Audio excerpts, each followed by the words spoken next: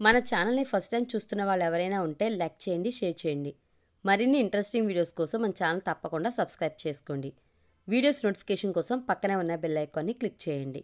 రారా ప్రకాష్ అని తన పెళ్లికి వచ్చిన స్నేహితుడిని ఆహ్వానిస్తూ ప్రతాప్ అక్కడే ఉన్న బాబాయ్తో, బాబాయ్ వీడు ప్రకాష్, కాలేజీలో చదువుకున్నప్పుడు మేమిద్దరం స్నేహితులం. ఇప్పుడు డాక్టర్గా పట్నంలో ప్రాక్టీస్ చేస్తున్నాడు. కృత్రిమమైన వేషభాషలతో ఉండే పట్నం పిల్లలు వద్దని తనకు నచ్చిన పల్లెపడుచు కోసం వెతుకుతూ ఇంకా పెళ్లి కాకుండా ఉన్నాడు. మీరిద్దరూ మాట్లాడుకుంటూ ఉండండి, నేనొకసారి లోపలికి వెళ్ళి అన్నీ ఉన్నాయో లేవో కనుక్కుని వస్తాను అని అరగంట తర్వాత వచ్చి, పెళ్లిపీట రాలేదట, ఇంట్లో అటక మీద నుంచి దింపి తేవాలి, నేను వెళ్ళి తెస్తాను అన్న బాబాయ్తో, నువ్వెళ్ళడం ఎందుకు బాబాయ్, మరెవరినైనా పంపిస్తానుండు అన్నాడు ప్రతాప్. నేను వెళ్ళేదా అంకుల్ అని అడిగిన ప్రకాష్తో, నువ్విప్పుడే వచ్చావు కదా అబ్బాయి, ఇంకెవరినైనా పంపుతాను, ఎవరూ లేకపోతే నేను వెళ్తానులే.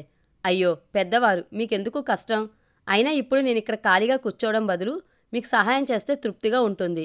నేనెక్కడికి వెళ్ళాలో ఏమిటి చెయ్యాలో వివరంగా చెప్పండి చాలు. సరే, ఇల్లు తాళం వేసింది కాబట్టి నీతో మా అమ్మాయిని పంపిస్తాను, ఇద్దరూ వెళ్ళి తెద్దురుగాని. అలాగైతే నా కారులో వెళ్ళి పెళ్లిపీట డిక్కీలో వేసి సులువుగా తెచ్చేస్తాం. ప్రతాప్, అమ్మాయిని ఇంటి తాళం పట్టుకుని రమ్మను అని బాబాయ్ చెప్పగానే ప్రతాప్ లోపలికి వెళ్ళి వసంతతో కలిసి వచ్చాడు. అమ్మా వసంత, ఈ అబ్బాయి డాక్టర్ ప్రకాష్, మన ప్రతాప్ స్నేహితుడు అని. అబ్బాయి, ఈమె నా ఏకైక సంతానం వసంత అని ఇద్దరికీ పరిచయం చేశాడు. తనకి నమస్కారం చేసిన వసంతకి ప్రతి నమస్కారం చేశాడు ప్రకాష్. పెద్దయిన వసంతతో, ఈ అబ్బాయితో నువ్వు మన ఇంటికి వెళ్ళు, కొట్టుగదిలో అటక మీద ఉన్న పెళ్లిపీట జాగ్రత్తగా కిందకి దింపి తీసుకుని రండి. ఇప్పుడు ఇక్కడ చేయవలసిన పనులేవీ లేవు కాబట్టి అక్కడి నుంచే మన తోటకి వెళ్ళి అబ్బాయి ప్రకాష్కి మన తోటంతా తాపీగా చూపించు. తోటలో ఉన్న రంగడిని సాయంత్రం రమ్మని గుర్తు చెయ్యి. వాడు కనిపించకపోతే వెతకొద్దు, వచ్చేయండి. చెప్పడం మర్చాను, అటక ఎక్కినప్పుడు దిగినప్పుడు పెళ్లిపీట దింపుతున్నప్పుడు దెబ్బలు తగలకుండా చూసుకోండి. ఇద్దరూ జాగ్రత్త. మీ అమ్మాయికి ఏ దెబ్బ తగలకుండా జాగ్రత్తగా మీకు అప్పచెప్తాను. మీకేమీ భయం అక్కర్లేదు అంకుల్. నీ చేతుల్లో పెడుతున్నా, మా అమ్మాయి గురించి నాకు భయం ఎందుకు బాబు అన్నారు పెద్దయిన గుంబనంగా. సరేనన్నా అని ప్రకాష్తో కలిసి బయలుదేరిన వసంత వంక చూసిన ప్రతాప్, బాబాయ్ వీళ్ళిద్దరిని ఇలా తిరగనిస్తే అసలే మనది పల్లెటూరు, జనం అవాకులు చవాకులు వాగుతారేమో. వాగని, వసంత మీద నాకు నమ్మకం ఉంది. నీ స్నేహితుడు ప్రకాష్ మీద నీకు ఏమైనా అనుమానం ఉంటే చెప్పు, వాళ్ళని వెనక్కి పిలిపిస్తాను, లేదా వాళ్ళ వెనకాతల ఎవరినైనా పంపిస్తాను.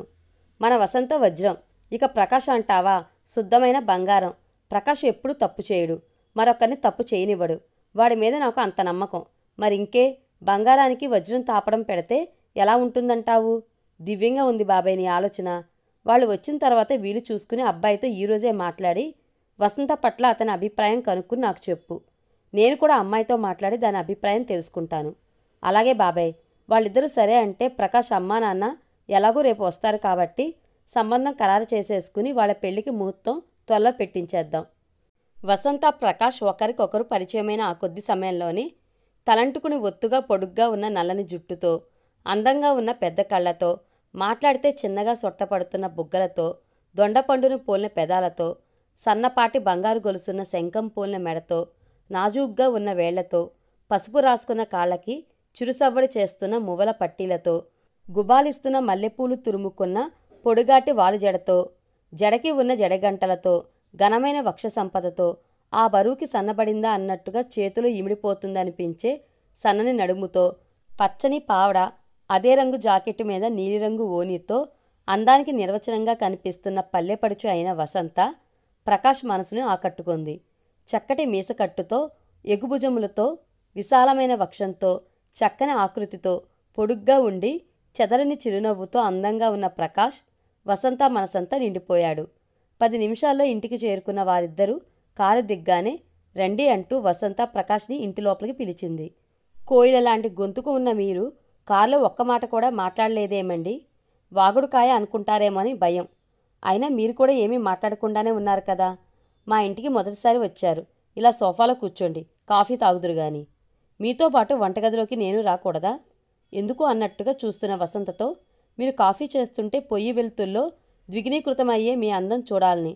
ఆమె చిరునవ్వే అంగీకారంగా తలచిన ప్రకాష్ వసంత వెంట వంటింట్లోకి నడిచాడు. వసంత కాఫీ కలుపుతున్నదే కానీ తన మీదనే నిలిచిన ప్రకాష్ చూపులు నిశ్శబ్దంగా కొత్తగా పులకరింతలతో పలకరిస్తుంటే అతని మీద అప్పటికే ఉద్భవించిన ప్రేమతో ఆ అనుభూతిని మనసు నిండుగా ఆస్వాదిస్తుంది. గ్యాస్ పొయ్యి మంట వెలుతురు వసంత ముఖం మీద పడి ఆమె ముఖం చిరుచెమట పడుతుంటే ఆమెనే కళ్ళారపకుండా చూస్తూ ఆమెలోని కొత్త అందాన్ని తన కన్నులతో నింపుకున్న ప్రకాష్ ఆమె మీద ప్రేమతో ఊహాలోకంలో విహరించసాగాడు.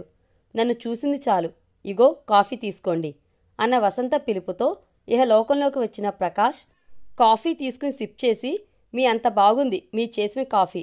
మీరు అందంగా ఉండడమే కాక చాలా అందంగా మాట్లాడుతున్నారు కూడా. నేనెంత అందంగా ఉన్నా మీ అంతగా కాదులేండి. ఈ పల్లె పడుచుని పొగిడింది చాలు గాని రండి మనం వచ్చిన పని చూద్దాం అంది వసంత చిరునవ్వుతో. అటక మీద నుంచి తీసిన పెళ్లిపీటని నిచ్చెన ఎక్కి ఉన్న ప్రకాష్ ఒక చేత్తో, కిందనే ఉన్న వసంత ఒక చేత్తో పట్టుకుంటే జాగ్రత్తగా దింపుతూ ప్రకాష్ నిచ్చెన దిగాడు. మీరు సులువుగా పైకి ఎక్కి జాగ్రత్తగా దింపగలిగారు, కంగ్రాట్స్ అంది వసంత నవ్వుతూ. థ్యాంక్స్, కిందన ఉండి మీరు సహకరించారు కాబట్టే అన్నాడు ప్రకాష్ కూడా నవ్వుతూ. ఆ మాటల వెనుకున్న చిలిపి అర్థం స్ఫురణకు వచ్చి యుక్త వయసులో ఉన్న వారిద్దరూ ఒకరి కళ్ళల్లోకి ఒకరు చూసుకుని సిగ్గుపడి తల్ల వంచుకున్నారు. పెళ్లిపీటని కారు డిక్కీలో పెట్టి బయలుదేరిన వారు త్వరలో తోటకి చేరుకున్నారు. సుమారుగా తోటంతా చూసి వచ్చిన వారు అలసటతో ఒకచోట ఆగితే, మీరిక్కడే ఉండండి, నేను రంగడి ఇంటికి వెళ్ళి సాయంత్రం రమ్మని చెప్పి వస్తాను అని వసంత వెళ్ళింది.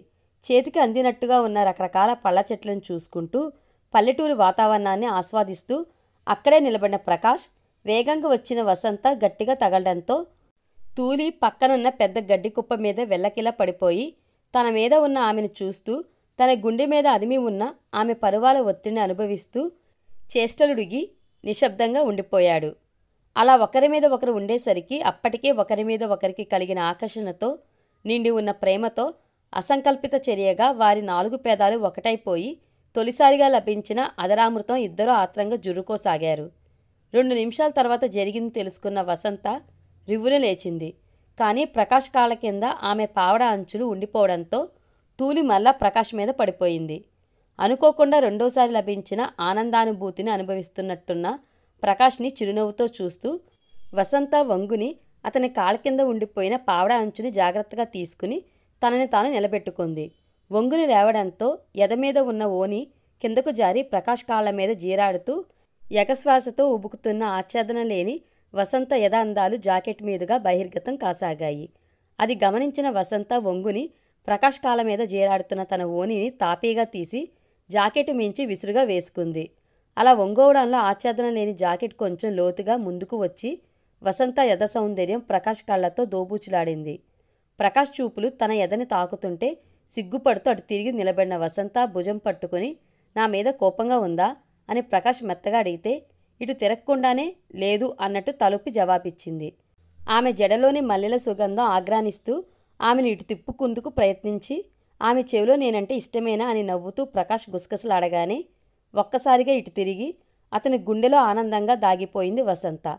ఆమెను గట్టిగా తన కౌగిట్లో పొదివి పట్టుకున్న ప్రకాష్ వసంత చుబుకం ఎత్తి ఆమె కళ్ళల్లోకి ప్రేమతో చూస్తూ, మనం తిరిగి వెళ్ళగానే ఈ పల్లె పడుచుని నాకిచ్చి పెళ్లి చేయమని మీ నాన్నగారిని అడగనా అని అడగగానే తప్పకుండా అని జవాబిచ్చి సిగ్గుతో మరింతగా ప్రకాష్ గుండెలో ఒదిగిపోయి అతన్ని గట్టిగా కౌగిలించుకుంది వసంత.